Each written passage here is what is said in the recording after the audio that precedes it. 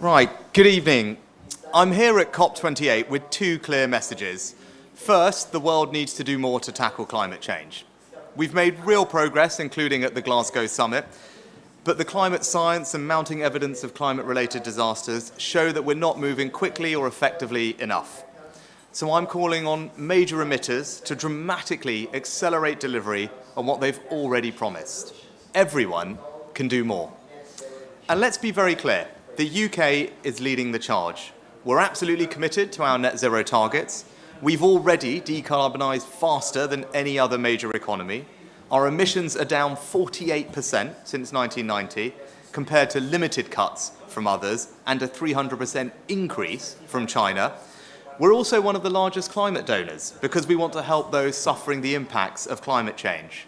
My pledge from September of £1.6 billion for the Green Climate Fund was the UK's biggest single climate change commitment. And we're going further, announcing £1.6 billion today for renewable energy, green innovation and forests, delivering on the historic Glasgow deal to end deforestation, because we can't tackle climate change without nature. We're also leveraging the genius of the City of London to deliver billions more in private finance. Again, the UK is leading by example, and we need others to step up. Because my second message is this. As I said in September, we won't tackle climate change unless we take people with us. Climate politics is close to breaking point. The British people care about the environment. They know that the costs of inaction are intolerable, but they also know that we have choices about how we act. So yes, we'll meet our targets, but we'll do it in a more pragmatic way which doesn't burden working people. We've scrapped plans on heat pumps and energy efficiency, which would have cost families thousands of pounds. We'll help people to improve energy efficiency and cut bills, but we won't force them to. We'll support nature across the UK. Just this week, I announced a huge new effort with 34 landscape recovery projects, a new national park, and more. And we'll harness the opportunities of technology and green industry to deliver net zero in a way that benefits the British people. And today, I can share more proof on the progress that we're making. I'm pleased to announce a new deal between Madstar and RWE, which includes a commitment to jointly invest up to £11 billion into the UK's new wind farm at Dogger Bank, which will be the biggest in the world. This is a huge boost for UK renewables, creating more jobs, helping to power 3 million homes, and increasing our energy security. And by the way, this just comes days after we announced £30 billion of investment at our Global Investment Summit and £21 billion of investment from South Korea. We've quite frankly never seen a week like it. In Dubai today, I've also had conversations with a range of leaders, including Israel, Qatar, Egypt and Jordan, about the situation in Israel and Gaza. Our position is clear and consistent. We've been categorical in our support for Israel's right to self-defense and to go after the architects of the atrocities of 7th of October, while stressing Israel's obligation to act in line with international humanitarian law. I strongly welcome the pause in fighting to get hostages out, and we've been using the opportunity to get more aid into Gaza. The UK has trebled its aid, but still not enough is getting in via Rafah and other crossings. So we are actively exploring other routes, including by sea. The breakdown of the truce today is deeply disappointing, not least because a growing number of hostages were coming home. I pay tribute to the role of Qatar in helping facilitate these efforts, and I hope that the process can be resumed.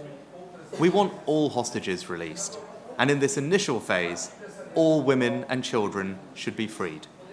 I've said before that the number of civilian casualties and the scale of suffering has been far too high. So the return of hostilities is concerning to us all. We're making it clear that Israel must take maximum care to protect civilian life. We're opposed to anything that would involve the mass displacement of people. We need to ensure that there are viable designated areas where safety can be guaranteed. And we need to ensure that critical infrastructure like water supplies and hospitals are protected. Again, we've been consistent on all of this. So I support the civilian protection plans outlined yesterday by the US Secretary of State. Indeed, this has been a central theme in our discussions with regional leaders here, including Israeli President Herzog. Ultimately, we will redouble our efforts to create a political horizon in which hostages are freed and security, safety, and dignity is assured. We will continue to work with our partners to create a lasting peace, beginning with practical steps that address the crisis now. Thank you. Right, if we turn to some questions, can we start with the BBC? Vicky Young, BBC News. Prime Minister, no one is really disputing that the UK has done well up to this point in reducing emissions. But some of your recent announcements suggest that you feel we've done our bit for now and can leave future progress to others. Is that the case? Well, Vicky, thank you for acknowledging that we have done more than others up until now. What I can reassure you is we're going to continue to do more than others going forward too. So every country has something called a nationally determined contribution, an NDC, which sets out their reduction targets through to 2030. These were largely agreed at the COP that we hosted. And what are the UK's? 68%. That's our NDC in terms of our reduction. Now, I could give you a couple of others. The EU's 55%. The US's 40%. And I could go on, but you won't find another major economy that's got a more ambitious reduction target for 2030 than the UK. The other bit of good news that I can give you is that we're on track to deliver all these targets. We've already have carbon budgets that we've met, and we're on track to meet the next one as well. And with all the changes that I made earlier, we're still on track to meet all of those emissions targets that I've just set out. So that's my point. We can meet targets that are already more ambitious than anyone else's, but we can do so in a more pragmatic way that saves families £5,000, £10,000, £15,000. Why wouldn't you do that, is my question. And I think that's the right thing to do for Britain. Demonstrate global leadership on this issue, not just in the past, but in the future, but do so in a way that saves families up and down our country thousands of pounds. That seems to me to be entirely reasonable, entirely sensible, and the right thing to do for Britain. Next, can we turn to Sky? Thank you, Prime Minister. Can you honestly say, hand on heart, that none of the people you've spoken to today have brought up or raised any concern about the recent changes you made in green policy in the UK? Hand on heart, 100% no. Not a single leader that I've spoken to today has spoken about that. Do you know why? Because most of their targets are less ambitious than the UK's. Just take one example. The phase-out of petrol cars, of ICE vehicles, right? Well, we previously had a date that was 2030. What did I do that was apparently so dramatic? I changed it to 2035. You know why no one's raised it with me? It's because basically every other country in the world is using 2035 as their target. France, Spain, Italy, Germany, Australia, Sweden, multiple states in America, Canada. That's why, because what we're doing is eminently reasonable and we've done more than everyone else. And actually what everyone's spoken to me about today is how the UK is playing a leadership role. They're grateful to us, not just for the leadership that we've shown in reducing emissions, but for the actual practical support we're providing them. The £1.6 billion that I announced today is going to do enormous good in lots of different countries around the world, helping them make that transition, investing in cleaner fuels, in research and development, being innovative with climate finance products that they will need to use, helping to restore their forests. That's what they've all been talking to me about today, and they're actually enormously appreciative of all our efforts and are keen for us to keep doing what we're doing. So that's the tenor of the conversations I've had today, and I can give you that one example on a phase-out date for electric cars, I think demonstrates just how distorted this debate has become. Right? I shift a date to be in line with basically every other country, and it's somehow portrayed as some extreme measure. I think that just tells you that this debate has been polarised by extremes, and that's not healthy or good for the country. Next, GB News. Prime Minister Christopher Hope from GB News. Of the £1.6 billion announced for climate change finance today, more than £800 million is beyond what you've pledged before. How can you afford this, given the cost of living crisis at home? Wouldn't money be better off spent on people at home, not doing more to virtue signal on a global stage? Well, look, remember, we have a statutory commitment in legislation to spend 0.7% of our GDP on aid. When I was Chancellor, precisely because I thought that it was right that we prioritised the situation at home, given that we've just been through a pandemic at the time, and everyone could see that the damage that had done to our economy, the impact on the tax burden, I thought it was a sensible decision to come off that target. And that's what I did. Again, I got an enormous amount of criticism for that at the time, but I thought that was the right thing to do. Reducing our age budget temporarily whilst we're going through this period where we need to restore the public finances in the wake of not just a once-in-a-century pandemic, but now an energy crisis. I thought that was a reasonable thing to do. Of course we care about our obligations to the most vulnerable people around the world. We're a compassionate country. We always have been, and we will continue to do so. I care deeply about that, and I think actually everybody does. But they do also think that there's a limit, particularly when things are difficult at home and the tax burden has had to go up to deal with COVID and an energy crisis. I think there's a sensible balance to be struck. And again, the measure that I took that was widely criticised by lots of people is one that I believe the British public entirely support, because I think that is the right priority, and it shows that you can do both. We can be pragmatic about our approach to helping everyone and still, by the way, be a world leader, but also make sure that we prioritise the needs of people at home. That's the balance that I've struck. That's what I will do as Prime Minister. And again, both the aid decision and the net zero decision, I think, show that attitude, making it actually real for people at home. Next, Telegraph. Thanks, Prime Minister. Dominic Penner here on the Telegraph. Neither President Biden nor President Xi are here today or at the COP conference, the two largest emitters. Are you worried that if the likes of China and the US don't reduce their emissions, the efforts made in the UK by your government could pale into insignificance? Yeah, so I think the broader point I'd make is the UK accounts for less than 1% of global emissions. Right? I mean, so that is just the reality of it. So all of us who believe in climate change want to make sure that we leave our planet in a better shape for our kids and our grandkids. Have to acknowledge that, in reality, what we do isn't going to be the difference in terms of our emissions. Now, of course, that doesn't mean we shouldn't do anything. Of course, we've got a responsibility to act. We've got to demonstrate. We've got to lead by example. That's what we're doing. But you're right to say that from a kind of practical scientific perspective, clearly it's the large emitters that have to bring down their emissions reductions, and we can help with that.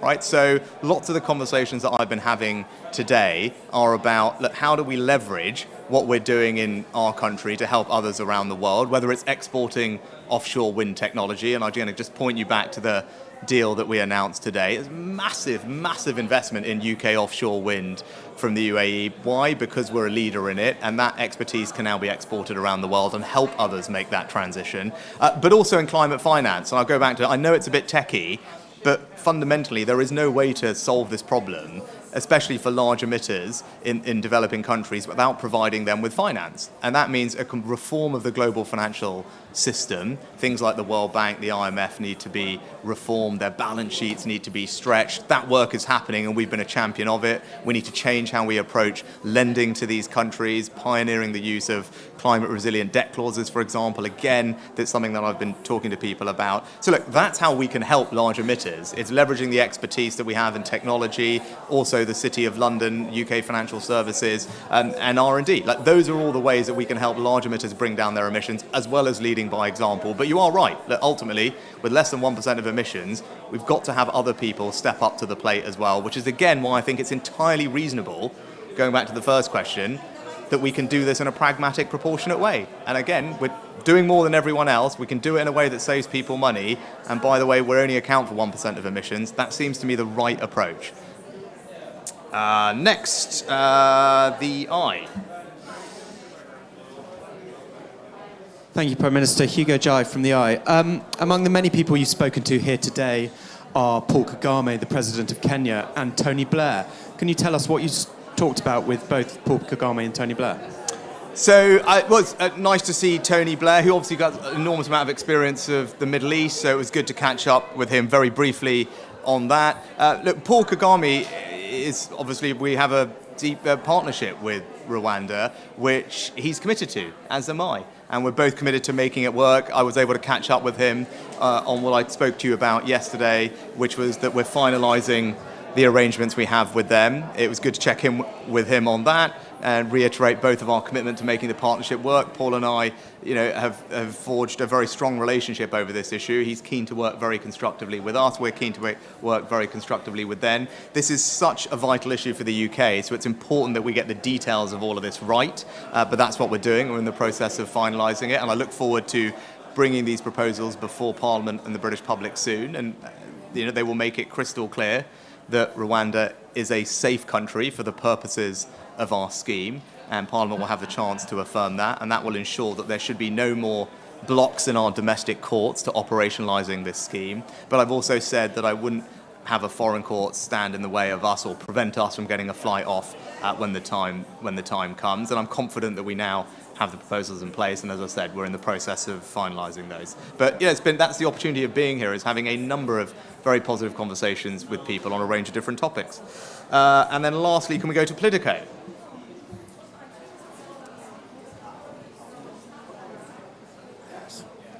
Prime Minister, I hope you can hear me over the background noise. The King has been here for 2 days. Other world leaders are staying into the weekend. You've been here a matter of hours. You're due to leave again imminently. You'll have spent more time on a private plane than on the ground at the summit. Are you really taking COP28 seriously? And what's so pressing that you need to leave so soon? So, again, I wouldn't measure our impact here by hours spent. I would measure it by the actual things that we're doing that are making a difference.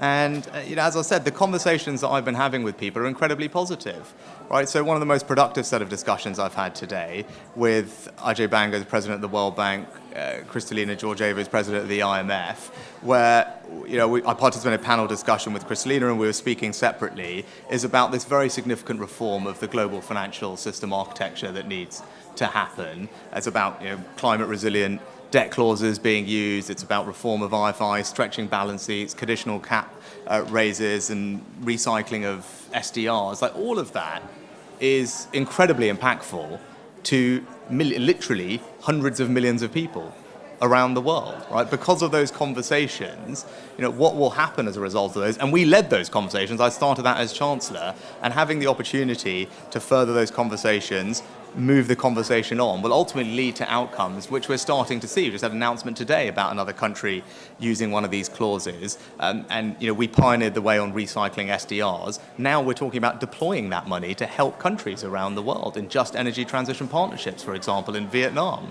That's the impact we're having, right? And it's not measured in how many hours we're here, because this is just one aspect of it. These conversations have been going on for years. We've been leading them. I've been participating in them, and I'm actually very confident that what we've achieved here is significant. We've sat at our stall, demonstrated our, I think, both moral and practical leadership on this issue, and furthered the agenda in ways that we can make a difference. Loss and damage being another example, where I'm already talking to people about the structure of how the loss and damage fund will be deployed. That will be a point which we will have to work through. As we talked about, also doing things that are great for the UK, securing over £10 billion of investment in what will be the largest offshore wind farm that we have, that's going to power millions of homes with clean energy, secure in the UK, is a massively positive outcome for the UK. That's jobs, energy security, and cheaper energy as a result of the conversations and the work that's been happening. So look, I feel very good that this has been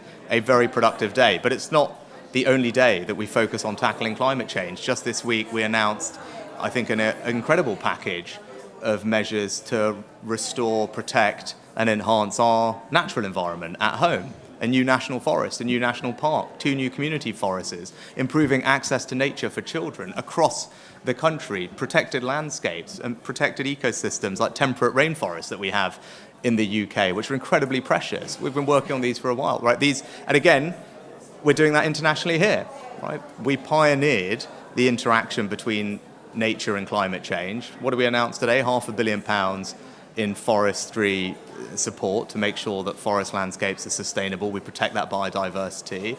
Everyone's incredibly excited about it, right? Like, we are leaders in that space, and I've been able to talk to people about what we can do for them, how we're going to partner with them, and that will lead to many more positive things in the future. So look, again, I think it's hugely simplistic to measure the impact of our presence here by the hours we spend. You should be saying to me, you could be here for 3 days, but that would mean nothing if I hadn't come home with £10 billion of investment in an offshore wind farm, creating jobs and providing clean energy, or if I haven't been able to announce more money for climate finance in ways that other countries like, and that's going to make a difference to them, or progress conversations on reforming the global financial system, which is ultimately going to benefit dozens of countries and hundreds of millions of people.